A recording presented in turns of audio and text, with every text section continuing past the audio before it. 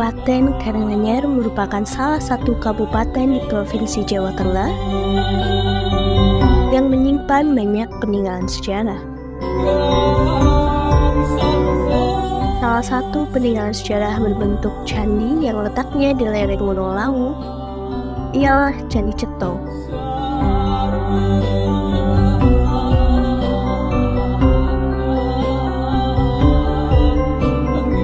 Candi Ceto terletak di Dusun Ceto, Kelurahan Gumeng, Kecamatan Jendawi, Kabupaten Karanganyar.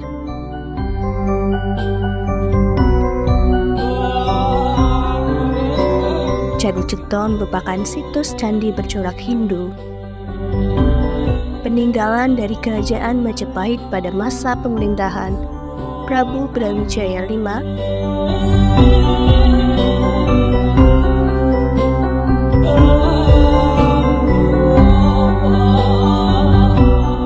yang diperkirakan dibangun pada tahun 1452 Masehi hingga 1470 Masehi.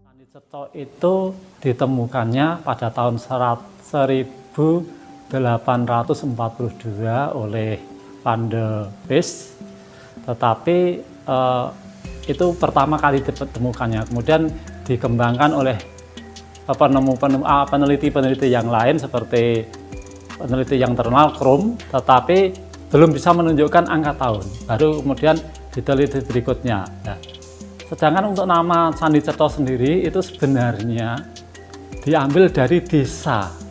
Di situ ada dukuh, bukan desa tapi dukuh Ceto. Seperti halnya candi-candi yang ada di Indonesia, misalkan Candi Borobudur itu ada di desa Borobudur. Candi Kalasan ada di desa Kalasan.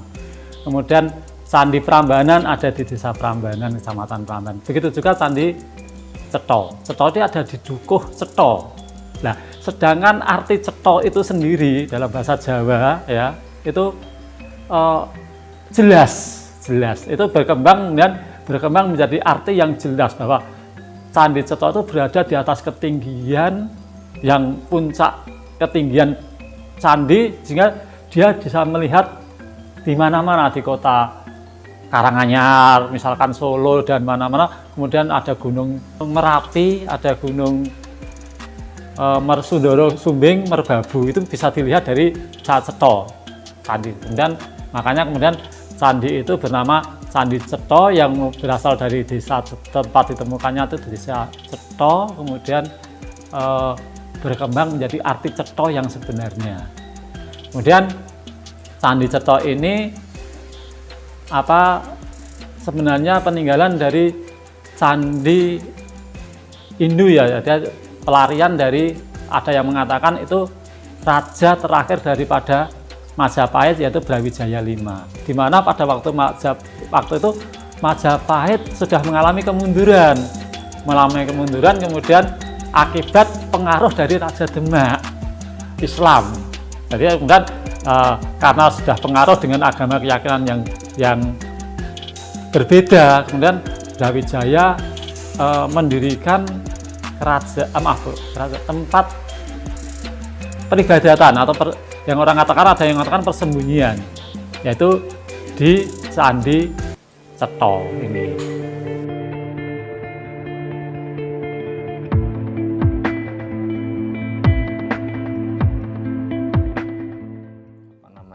pertama kali ditemukan dulu ya. Kalau Candi Ceto kan pertama kali ditemukan, ada penelitian yang pertama itu kan tahun 1842 oleh warga berkebangsaan Belanda namanya Van der Vlis. Kemudian ada pendokumentasian pertama kali itu tahun 1928 yang dimana fotonya kan dipajang di pos informasi ini. Itu juga dengan orang yang sama. Kemudian kapan diperkirakan candi ini dibangun? Itu dibangun diperkirakan ya, itu di akhir masa kepemerintahan Kerajaan Majapahit, rajanya raja yang kelima.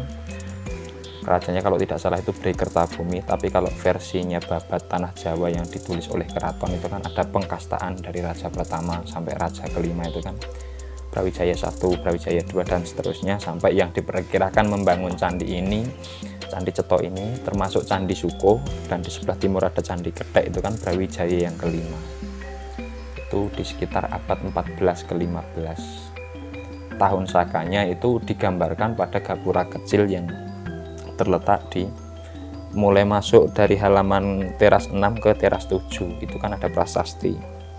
Itu ada sengkalan tahun Wiku Goh Anaut Iku, kalau diartikan ke bahasa Indonesia kan 1397, itu Saka.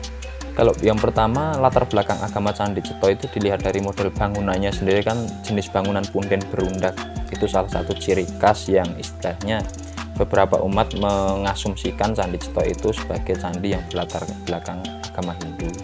Selain itu kan juga digambarkan pada jenis gapura per terasnya ini kan jenis gapura padu raksa yang istilahnya erat sekali dengan hubungannya bangunan-bangunan Hindu zaman dulu. Jadi latar belakangnya lebih condong ke agama. Kalau kaitan dari model bangunan sendiri kan sama-sama istilahnya seperti yang kita tahu, Hindu yang di Bali itu kan juga tidak jauh sekali hubungannya dengan kerajaan Majapahit. Jadi kalau jantungnya Majapahit sendiri kan di Trowulan Mojokerto Jawa Timur. Kenapa bisa ada petilasan di sebelah barat Gunung Lawu di sini, sedangkan sebelah barat ini kan sudah masuk lingkup Jawa Tengah. Itu juga ceritanya zaman dulu kan candi ini dibangun pada masa pelarian kan, desakan oleh putra dari Brawijaya V itu sendiri untuk mengikuti keyakinan yang dianut oleh putranya si Raden Patah itu.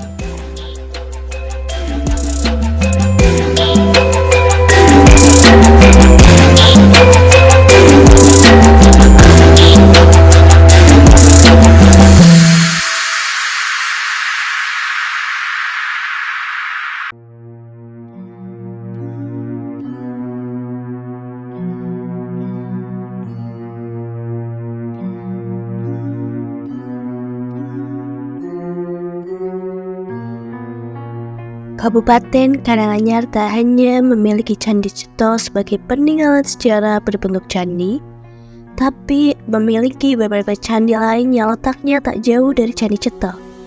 Candi-candi tersebut ialah Candi Ketek, Candi Suko, dan ada pula Puri Saraswati yang letaknya tepat berada di timur Candi Ceto.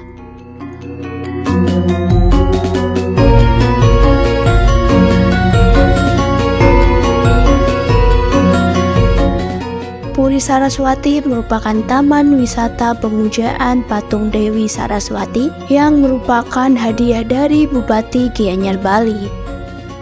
Bupati Gianyar Bali mempercayai bahwa warga Desa Gumeng memiliki garis leluhur yang sama dengan masyarakat Hindu di Bali. Puri Saraswati ini biasa digunakan kaum muda masyarakat Hindu untuk meminta ilmu, pendidikan, dan berkehidupan sehari-hari.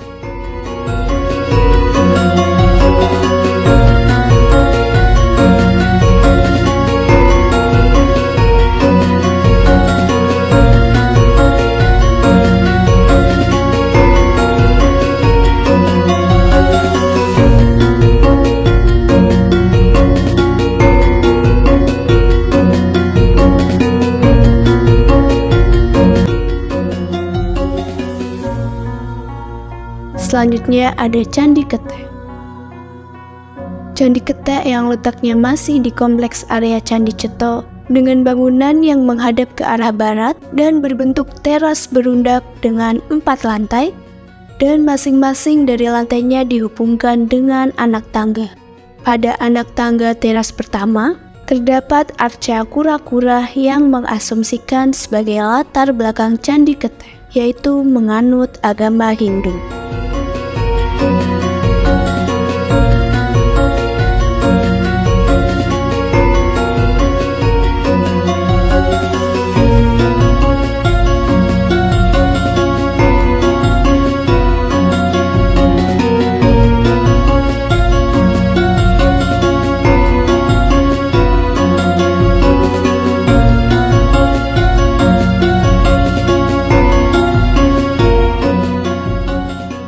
Candi Sukuh merupakan candi yang terletak di Desa Tambak, Kelurahan Berjo, Kecamatan Ngargoyoso, Kabupaten Karanganyar.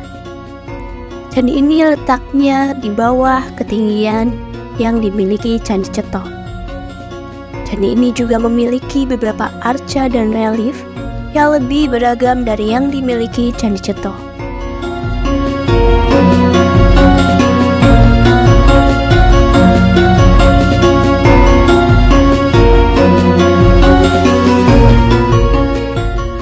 Struktur bangunan Candi Sukuh terkesan sederhana dan memiliki kesamaan dengan yang dimiliki suku Maya dari Meksiko, yaitu adanya bangunan berbentuk piramida di bangunan utamanya.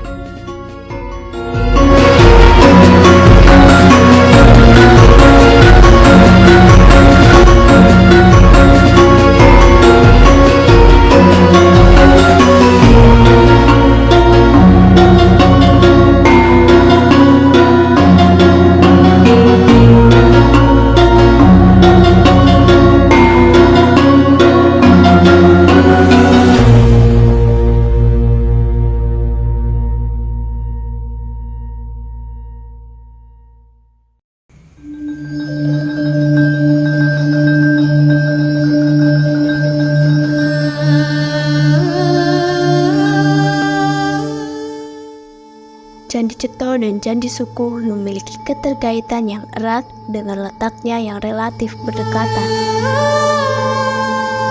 Adanya keterkaitan ini yaitu pada bangunannya dengan bentuk teras berundak dan pada induk bangunannya berbentuk piramid terpancung.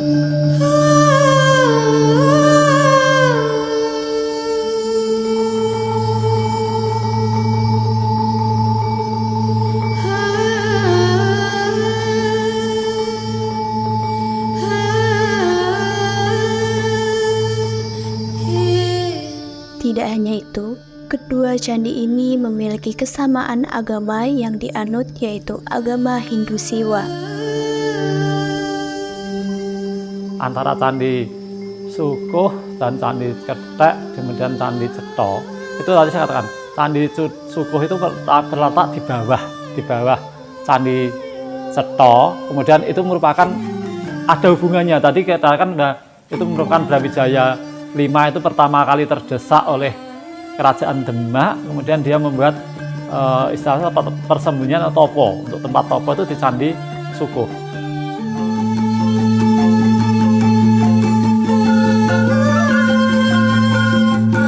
Kemudian dia merasa, ada yang mengatakan dia merasa terdesak, kemudian dia mencari tempat yang lebih tinggi di Cetho. Tetapi ada yang mengatakan bahwa itu untuk pensucian diri di tempat yang lebih tinggi.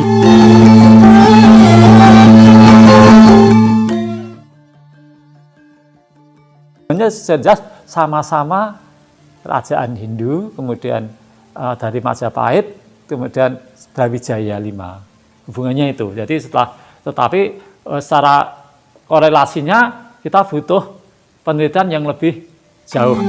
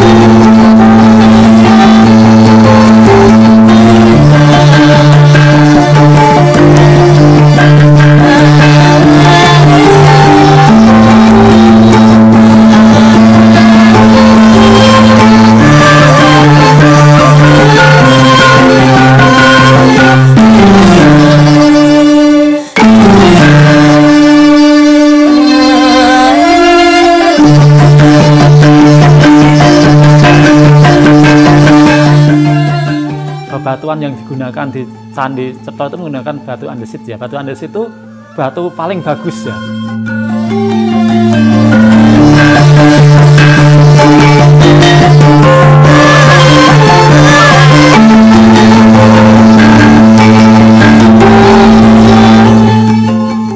Batu paling bagus, batu yang tidak mudah kena jamur. Jadi meskipun kehujanan apa tidak mudah kena jamur karena mengandung secara kimia mengandung anti jamur lah istilahnya. Jadi tidak mudah lapuk, tidak mudah anti jamur. Jadi batunya andesit.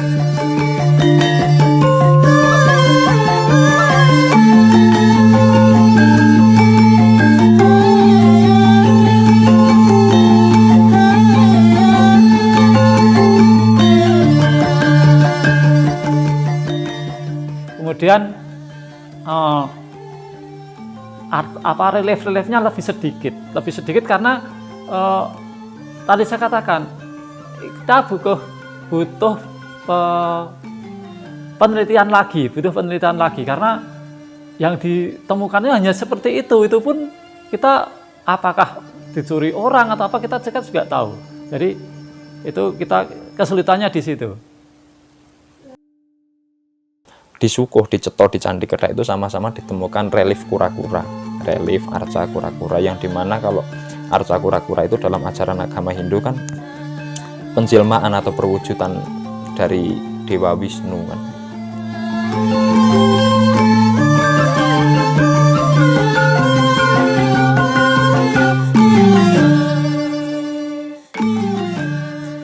Seperti yang di teras 7 itu kan ada burung Garuda besar, kemudian di atasnya kan ada kura-kura besar.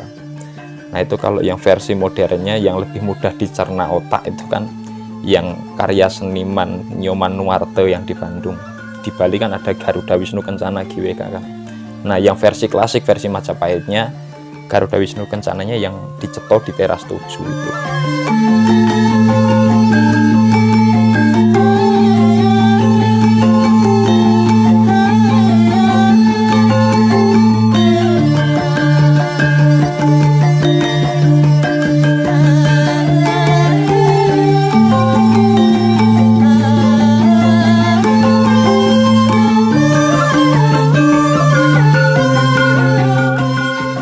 Tapi Dewa Wisnunya tidak dalam gambaran atau perwujudan dewa, melainkan sedang menjelma menjadi relief kura-kura itu tadi.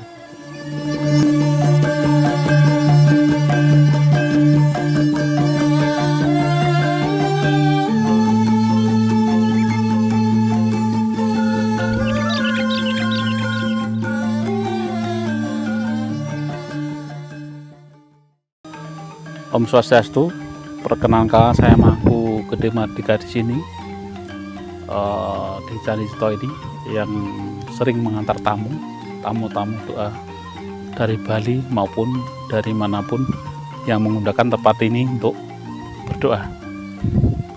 Jadi begini, Neng, kenapa ini tidak boleh sembarangan orang masuk ke tempat ini?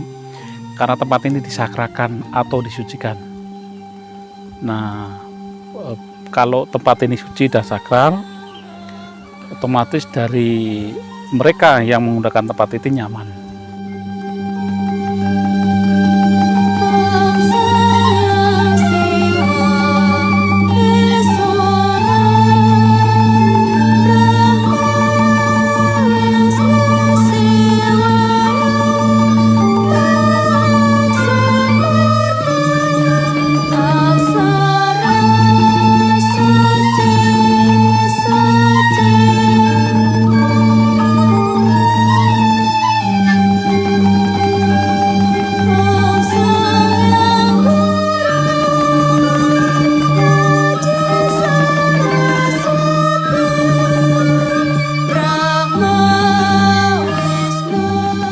Melalui kalau di Hindu namanya pengelukatan atau pembersihan diri sebelum masuk ke tempat ini, atau kalau mungkin umat saudara kita yang Muslim melalui wudhu dulu. Jadi sebelum masuk ke tempat Karyani betul-betul dia bersih secara niskala.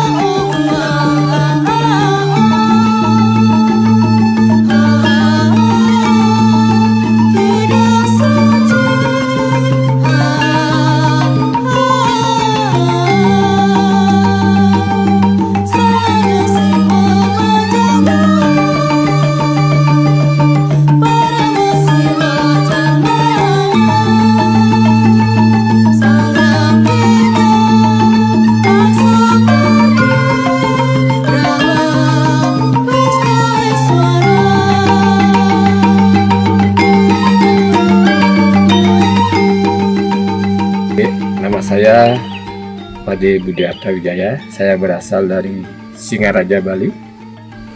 Saya kesini sekitar 5 tahun yang lalu ya.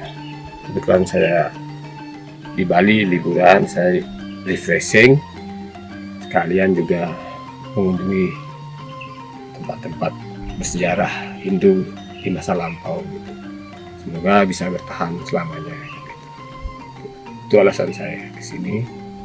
Jadi habis ini juga saya ke Candi Suku, yang satu jurusan ya tempat ini. Karena dari sejarah juga, ini kan istilahnya katanya dulu saya juga nggak ngerti sejarahnya, petilasan daripada raja siapa gitu, dari raja-raja di Jawa Jepang dulu. Saya baru habis melakukan persembahyangan Candi Ceto ini. Semoga kami bisa hadir lagi ke tempat ini untuk melakukan persembahyangan pilihan waktu.